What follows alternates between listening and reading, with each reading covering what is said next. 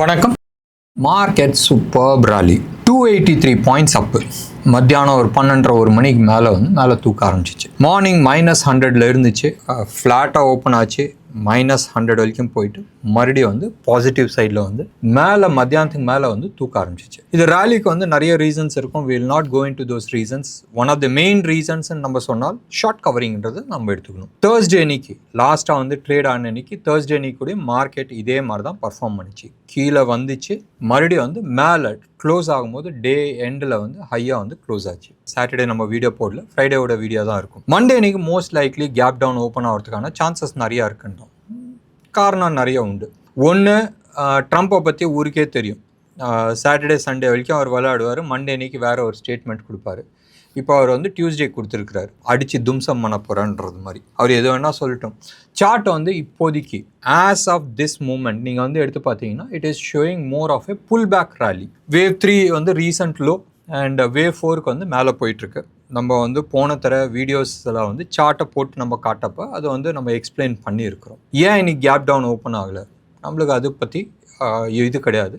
Most likely final destination என்ன, என்னோட view is about 20,460.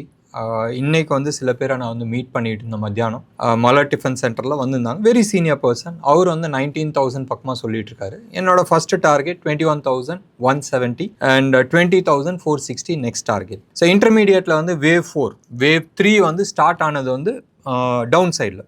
Okay, February 3 Trump announce பண்ணார்ல, India US trade agreement ஆக போகுது. அந்த அக்ரிமெண்ட் அன்றைக்கி சொன்ன அன்றைக்கி ஒரு 800 பாயிண்ட்ஸ் மேலே போச்சு. அந்த பாயிண்ட் தான் wave 2 and wave 3 recent low. Thursday லோன்னு வச்சிங்களா, அதுதான் லோ. லாஸ்ட் 10 டேஸாக மறுபடியும் நான் சொல்கிறேன், லாஸ்ட் 10 டேஸாக மார்க்கெட் அப் சைடில் 23,800, டவுன் சைடில் சம்வேர் க்ளோஸ் டு அபவுட் 22,280. இந்த ஜோனில் தான் ட்ரேட் ஆகிட்டு இருக்கு. அபவுட் 820 பாயிண்ட்ஸு லாஸ்ட் 10 டேஸாக இந்த 820 பாயிண்ட்ஸில் தான் எடுத்துங்களேன். 820 பாயிண்ட்ஸான்னு நீங்கள் கேட்டிங்கன்னா, எஸ் 820 பாயிண்ட்ஸ் பெரிய அமௌண்ட் தான், நான் இல்லைன்னு நான் சொல்ல. பட் வோலட்டாலிட்டி எப்படி இருக்குது, இந்த 820 பாயிண்ட்ஸை நீங்கள் கேப்சர் பண்ண முடியுமா? ப்ராபப்ளி அபவுட் 200-300 பாயிண்ட்ஸ் இன்ட்ரா டேயில் யாராச்சும் ட்ரேட் பண்ணியிருந்தால் கேப்சர் பண்ணியிருக்க முடியும். But very difficult. பயங்கர வோலட்டாயிலாக இருந்துச்சு அண்ட் பயங்கர அக்ரஸிவாக இருந்துச்சு. அண்ட் நிறைய ஸ்டாக்ஸ் நிறைய மாற்றங்கள் இருந்துச்சு. இன்றைக்கு கூட நீங்கள் எடுத்து பாருங்கள், இன்றைக்கி மேலே போன ஸ்டாக்ஸ் எல்லாமே ஹெச்டிஎஃப்சி, ரைட், மேஜர் கான்ட்ரிபியூட்டர். ஹெச்டிஎஃப்சியை போட்டு மிதிச்சிருக்கிறோம். Okay, and Axis Bank, LNT, ICICI, Bajaj finance, Titan, இந்த டாப் 6 ஸ்டாக்ஸ் தான் இன்றைக்கி நிஃப்டிக்கான மேஜர் கான்ட்ரிபியூட்டர். இந்த ஸ்டாக்ஸ் எல்லாமே அடி வாங்கின ஸ்டாக்ஸு. அண்ட் நிறைய பேர் கேட்கலாம், is this the time to buy? நேற்றுலாம் நேற்றா இன்னைக்கான்னு தெரியல, பேப்பர்ஸில் எல்லாத்துலேயுமே வந்திருக்கு ஹெச்டிஎஃப்சி டபுள் டிஜிட் க்ரோத் காட்ட போகுது, both in terms of deposit, in terms of loan disbursement. And நல்ல ட்ராக் ரெக்கார்ட்ஸ் காட்டுறாங்க. இந்த ட்ராக் ரெக்கார்ட்னால மேலே போகுதா? ஹெச்டிஎஃப்சியை இன்னைக்கு க்ளோஸ் ஆன level 771, somewhere close about 720, 730 level வரைக்கும் போயிட்டு அண்ட் ரிவர்ஸ் ஆகிட்டு இருக்கு. தேர்ஸ்டே அன்னைக்கும் மேலே போச்சு, இன்னைக்கும் மேலே போயிருக்கு. அண்ட் இன்னைக்கு க்ளோஸ் ஆன லெவல் 771. ப்ராபப்ளி இது மே சைடு போகிறதுக்கான, அதாவது இது அஸ்யூமிங் இது வேவ் 3 வேவ் 4க்கு மேலே போகுதுன்னு சொன்னால் probably 800 rupees to worst scenario 840. Highest லெவலில் வாட் நான் எதிர்பார்க்குறது 880. இந்த பாயிண்ட்ஸு ரைட் மேலே ஏறுற இது more you can use it for exit purpose rather than for the holding.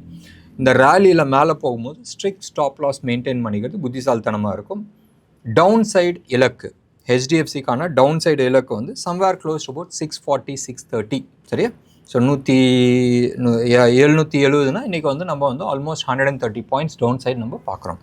மறுபடியும் நான் சொல்கிறேன், இது பைசெல் ரெக்கமெண்டேஷன்ஸ் கிடையாது, நான் சிபி ரிஜிஸ்டர்ட் அட்வைசர் கிடையாது. நான் என்னோட டெக்னிக்கல் அனாலிசிஸோட எக்ஸ்பீரியன்ஸ் நான் ஷேர் பண்ணுறேன். ஸோ நீங்கள் நல்ல அட்வைசரை பார்த்து அதுக்கப்புறமா நீங்கள் டிசைட் பண்ணிங்க. ஹெச்டிஎஃப்சி ஃபர்தர் டவுன் சைடுக்கான பாசிபிலிட்டி இருக்குது. மோஸ்ட் லைக்லி ஜூன் எண்டு உள்ள இந்த இலக்கு வரத்துக்கான அதிகபட்சம் டைம் வரத்துக்கான சான்சஸ் நிறையா இருக்குது. ஞாபகம் வச்சுங்க, 880 கிராஸ் பண்ணிடுச்சு மே சைட்லன்னு சொன்னால் ப்ராபப்ளி ஃபர்தர் அப் சைட் போகிறதுக்கான சான்சஸ் இருக்குது. பேட்டர்ன் மாறிடும். So total Elliott's wave patterns மாறி போயிடும். டவுன் சைடில் 1, 2, 3, 4க்கு பதிலாக இட் வில் பி ஏபிசி கரெக்ஷனாக இருக்கும். ஸோ வெயிட் பண்ணி பார்க்கலாம் என்ன பிஹேவ் பண்ண போகுதுன்றது. ரிலையன்ஸ் இன்னைக்கு பெருசாக கீழே விழுந்துச்சு. நிறைய பேர் வந்து அதுக்கு நிறைய காரணங்கள் சொல்லிட்டு இருக்காங்க. One of the main reason was international crude price ஒன்று. ரெண்டாவது வந்து அவங்களுக்கு வர வேண்டிய ரிஃபைனரிக்கு வர வேண்டிய ஆயில்ஸ் வந்து வரதில் வந்து நிறைய பிரச்சனைகள் இருக்குது. சவுதி அரேபியாவிலேருந்து வர வேண்டியது இருந்துச்சு, வரல. ரஷ்யாவிலேருந்து வர வேண்டியது இருந்துச்சு, வரல. ஈரான்லேருந்து வர வேண்டியது பாதி வழியிலேயே வந்து சைனாக்கு திருப்பி அவுட்பட்டது. நிறைய காரணங்கள் இருக்குது. Will not go into it. இந்த ஸ்டாக்ஸ் எல்லாமே இந்த நிஃப்டி 50 இருக்கிற டாப் 5 டாப் 6 ஸ்டாக்ஸில் வந்து ரிலையன்ஸ் வில் ஆல்சோ கம். இந்த ஸ்டாக்ஸில் எல்லாத்துலேயுமே வந்து இருக்கிறதுலே ஸ்ட்ராங்காக இருக்கிறது வந்து 2 ஸ்டாக்கு. ஒன்று வந்து ஐசிஐசிஐ ஓரளவுக்கு நல்லா ஸ்ட்ராங்காக இருக்குது. ரெண்டாவது வந்து நீங்கள் எடுத்து பார்த்தீங்கன்னா Reliance is good. It's looking இந்த மூமெண்ட் வரைக்கும் it is looking strong. So பெரிய நெகட்டிவிட்டி சார்ட்டில் வந்து காட்டல. ஸோ வெயிட் பண்ணி பார்க்கலாம். இன்றைக்கி வந்து 2 ஸ்டாக்ஸை பற்றி நம்ம பேசி ஆகணும். ஒன்று வந்து ஆர்பிஎல்லை பற்றி எத்தனை பேரை வந்து நான் மிஸ் பண்ணிட்டேன். நான் வந்து ஸ்டாக்கை வந்து ட்ராக் பண்ணல. சம்டைம் பேக் இருக்கும், ஒரு 6-7 மாதத்துக்கு முன்னாடி வந்து இந்தியா சிமெண்ட்ஸை வந்து மோஸ்ட் லைக்லி இந்த கம்பெனியை வந்து யாராச்சும் டேக் ஓவர் பண்ண போகிறாங்கன்றதை நம்ம டேக் ஓவர் பண்ணுறதுக்கு ஒரு 1 வீக் முன்னாடி வந்து நம்ம கெஸ் பண்ண முடிஞ்சிச்சு. ரைட், அதை வந்து சார்ட் பேட்டர்ன்ஸை வச்சு நம்ம கெஸ் பண்ண முடிஞ்சிச்சு. சாட்டர்டே அன்னைக்கு எங்களோட 8th பேட்ச் ஸ்டூடெண்ட்ஸ்க்கு டீச் பண்ணும்போதும் சரி, நேற்று 9th பேட்ச் ஸ்டூடெண்ட்ஸ்க்கு டீச் பண்ணும்போதும் சரி, அந்த சார்ட்டை வச்சுட்டு நிறைய விஷயத்த வந்து எக்ஸ்பிளைன் பண்ணிட்டு என்னதுன்னு சொன்னால், அந்த சார்ட் பேட்டர்னில் பேங்க் நிஃப்டி எடுத்து பாருங்கள், பெருசாக கீழே விழுந்திருக்கு. பேங்க் நிஃப்டியோட சம்மந்தப்பட்ட நிறைய ஸ்டாக்ஸ் வந்து கீழே விழுந்திருக்கு. ICICI, Axis, HDFC, public sector பேங்க்ஸ்லாம் வந்து 20 to 23% வந்து கீழே விழுந்துருந்துச்சு. ஆர்பிஎல் கீழவே உழுவுல. இந்த லாஸ்ட் 10 டேஸாக ஆர்பிஎல் கீழே உள்ள சைட்வேஸ் தான் போயிருக்கு. அதுக்கு முன்னாடி கொஞ்சம் கீழே சறுக்கி இருக்குது, சம்வேர் க்ளோஸ் அபவுட் 11%. பட் இந்த லாஸ்ட் 15 டேஸில் வந்து மோர் ரேஞ்ச் பவுண்ட்லேயே இருந்துச்சு, பயங்கர ரேஞ்ச் பவுண்டில் இருந்துச்சு. முந்தானத்தில் ஃப்ரைடே அன்னைக்கு மார்க்கெட் க்ளோஸ் ஆனதுக்கப்புறமா ஒரு நியூஸ் வருது ஆர்பிஐலேருந்து, தட் சவுதி பேஸ்ட் கம்பெனி ஆர்பிஎல்ல வந்து 74% ஸ்டேக் எடுக்க போகிறாங்க. And no more RBL will be Indian bank. இது வந்து ஒரு மல்டிநேஷ்னல் பேங்காக இருக்கும், இல்லை ஃபாரின் பேங்க்குன்னு தான் டிக்ளேர் பண்ணுவோம். 74% வந்து ஒரு கம்பெனிக்காரன் வாங்குறாங்கன்னு சொன்னால் obviously it is going to be a foreign bank. ஏன்னா ஃபாரின்காரன் தான் இன்வெஸ்ட் பண்ணுறாங்க and RBI has given a clearance. அப்போ இந்த லாஸ்ட் 15 டேஸாக வந்து ஒரு ரேஞ்ச் பவுண்டாக இருந்துச்சுன்னு சொன்னால் இது இன்சைட் ட்ரேடிங்னு நம்ம சொல்ல முடியும். அதான் சொல்லணும். ஏன்னு சொன்னால் அந்த கம்பெனியில் ஆர்பிஎல்ல இருக்கிற நெகோஷியேட் பண்ணுறவங்களுக்கு அந்த செய்தி தெரியும். சவுதி அரேபியாவில் அந்த கம்பெனியை வாங்க போகிறவனுக்கும் செய்தி தெரியும். ஆர்பிஐயில் இதை கிளியரன்ஸ் பண்ணுறவனுக்கும் செய்தி தெரியும். அப்போ இந்த சொந்தக்காரங்க எல்லாரும் ரைட் வாங்கியிருக்க மாட்டாங்கன்றது என்ன நிச்சயம்? எனிவே நம்ம சொல்லக்கூடாது, நம்ம சொன்னால் அது வந்து குற்றமாயிடும். அண்ட் அவங்களாம் வந்து அத்தாரிட்டிஸு அண்ட் இன்சைட் ட்ரேடிங்கான்றது நீங்களே கெஸ் பண்ணிங்க. ஆர்பிஎல்லோட மந்த்லி சார்ட் போடுங்க. லாஸ்ட் 4 மந்த்ஸாக வந்து ஒரு ரேஞ்ச் பவுண்டாக இருக்குது. அண்ட் லாஸ்ட் 25 டேஸாக டே சார்ட்டில் நீங்கள் போய் பாருங்கள், பியூட்டிஃபுல்லாக அக்யூமுலேஷன்ஸ் காட்டிகிட்ருக்கு. அப்போ யாருக்கோ இந்த விஷயம் தெரிஞ்சு பண்ணிகிட்ருக்காங்க. நான் அந்த சார்ட்டை பார்த்துருந்தால் டெஃபினட்டாக வந்து ஏதோ ஒரு விஷயம் நடக்குதுன்றதை நம்ம கெஸ் பண்ணியிருக்க முடியும். ஸ்ரீராம் ஃபைனான்ஸ்லையும் இதே மாதிரி தான் வந்து ஒரு இன்ட்யூஷன்ஸ் இருந்துச்சு. அண்ட் ஆர்பிஐயில் வந்து நம்ம பார்க்கணும், நல்லா சரிஞ்சு ஒரு லாஸ்ட் ஒரு 8-9 மந்த்ஸாக வந்து மேலே போயிருந்துச்சு. அண்ட் லாஸ்ட் 4-5 மந்த்ஸாக வந்து சைட்வேஸில் வந்து போயிருக்கு. அண்ட் ரேஞ்ச் பவுண்டில் இருக்குது. இன்றைக்கி பிரேக் அவுட் கொடுத்துருக்கு, வால்யூமோட பிரேக் அவுட் கொடுத்துருக்கு. And it's a genuine break out. ஞாபகம் வச்சுங்க, ஆர்பிஐயில் நம்பிக்கை இருக்குது. ஒரு ஃபாரின் இன்ஸ்டிடியூஷன் வாங்கி இருக்கிறாங்க, ஆர்பிஐ கிளியர் பண்ணிச்சு, இங்கேருந்து பெரிய லெவலில் மூவ் வரும்ன்றது தெரிஞ்சால். இன்றைக்கி வந்து எங்கே க்ளோஸ் ஆச்சு? ஆர்பிஐயில் 318 வந்து க்ளோஸ் ஆச்சு. 290 வந்து ஸ்டாப் லாஸ் போட்டுங்க. அதான் வந்து முந்தானேத்தோட லோ. அண்ட் இலக்கு, இமீடியட் இலக்கு சம்வேர் க்ளோஸ்ட் அபவுட் 370. இன்றைக்கி எங்கே இருக்குது? 318 இருக்குது. ஸோ ஆல்மோஸ்ட் ஒரு 52 பாயிண்ட்ஸ் வந்து அப்சைடுக்கான பாசிபிலிட்டிஸ் நிறையா இருக்குது. ஸோ வெயிட் பண்ணி பார்க்கலாம் ஆர்பிஐயில் வந்து எப்படி ஃபர்தராக வந்து பேன் அவுட் ஆக போகுதுன்றது. ஸோ மனசில் ஞாபகம் வச்சுங்க, நான் சிபி ரிஜிஸ்டர்ட் அட்வைசர் கிடையாது. அண்ட் நீங்கள் வந்து உங்கள் ஓன் டிசிஷன்ஸ் எடுத்துங்க. இன்னொன்று செய்தியும் வந்து இன்றைக்கி 8% அப்பாக இருந்துச்சு. அதானி க்ரீனில் வந்து ஒரு நியூஸ் இருந்துச்சு. 5 GW சோலார் பவர் ஜென்ரேஷன்ஸ் இவங்க வந்து கமிஷன் பண்ணியிருக்கிறாங்க ahead of time, 2 years ahead of time. ஒன்று. ரெண்டாவது வந்து அவங்களோட டோட்டல் போர்ட்ஃபோலியோவில் அவங்களோட டோட்டல் போர்ட்ஃபோலியோவில் 19.3 GW துட்டு வர ஆரம்பிச்சிடும்.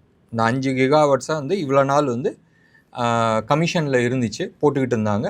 நாலுலேருந்து துட்டு வர ஆரம்பிச்சிடும். ஏன்னா பவர் எடுத்து கிரிட்டில் போடுவாங்க, கிரிட்டில் வந்து பவர் எடுக்க ஆரம்பிச்சிடுவாங்க, காசு வாங்க ஆரம்பிச்சிடுவாங்க. ஸோ யாரோ ஒருத்தர் வாங்குறாங்க. அண்ட் 5 GW பெரிய விஷயம்.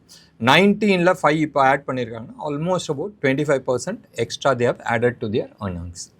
ஸோ கேஷ் வர ஆரம்பிக்குதுன்னு சொன்னால் ரெவென்யூ வருது. ஸோ இவ்வளோ நாள் வந்து கேபிட்டல் இன்வெஸ்ட் பண்ணிட்டு இருந்தாங்க, இப்போ அதில் வந்து ரெவென்யூஸ் வர ஆரம்பிச்சிருக்கு, which is positive for the companies. So ஞாபகம் வச்சுங்க, இட் இஸ் சூப்பர் டூப்பராக இருக்குது. வெயிட் பண்ணி பார்க்கலாமே. நான் அதுக்கான இலக்கு நான் கொடுக்கல. நிஃப்டியை பொறுத்த வரைக்கும் அப்சைடில் வந்து நம்ம சொல்லியிருந்தோம் 23,100 அந்த லெவலை வந்து கிராஸ் ஆகட்டும். இன்றைக்கி வந்து அந்த லெவலுக்கு மேலே வந்து க்ளோஸ் ஆகலை. க்ளோஸ் ஆன லெவல் வந்து 23,050 வந்து க்ளோஸ் ஆயிருக்கு. 23,100 கிராஸ் பண்ணிட்டோம். கிராஸ் பண்ணிச்சுன்னு சொன்னால் ஃபர்தர் அப்சைடுக்கான பாசிபிலிட்டிஸ் இருக்கு. எங்கே இருக்குன்னு சொன்னால் 23,800 February 3க்கான ஹையும் ரீசன்ட் லோவும் நீங்கள் போட்டிங்கன்னா 38%, 38.2% வந்து அது வந்து ஒரு ஃபிபனாச்சி நம்பர், ரைட்? அது வந்து 23,800 டார்கெட் காட்டுது. அண்ட் 50% ரிட்ரேஸ்மெண்ட் வந்து 24,290 காட்டுது. ஸோ ஞாபகம் வச்சுங்க, இந்த லெவல்ஸ் வந்து தாண்டிச்சுன்னு சொன்னால் தென் வி லுக் இன்டு அது ஃபர்தர் பையா ரிவர்சல் ஆகிடுச்சான்றது அன்றைக்கி பார்த்துக்கலாம். இன்டர்நேஷ்னல் மார்க்கெட்டை பொறுத்த வரைக்கும் உலகமே லீவாக இருந்துச்சு குட் ஃப்ரைடேனால.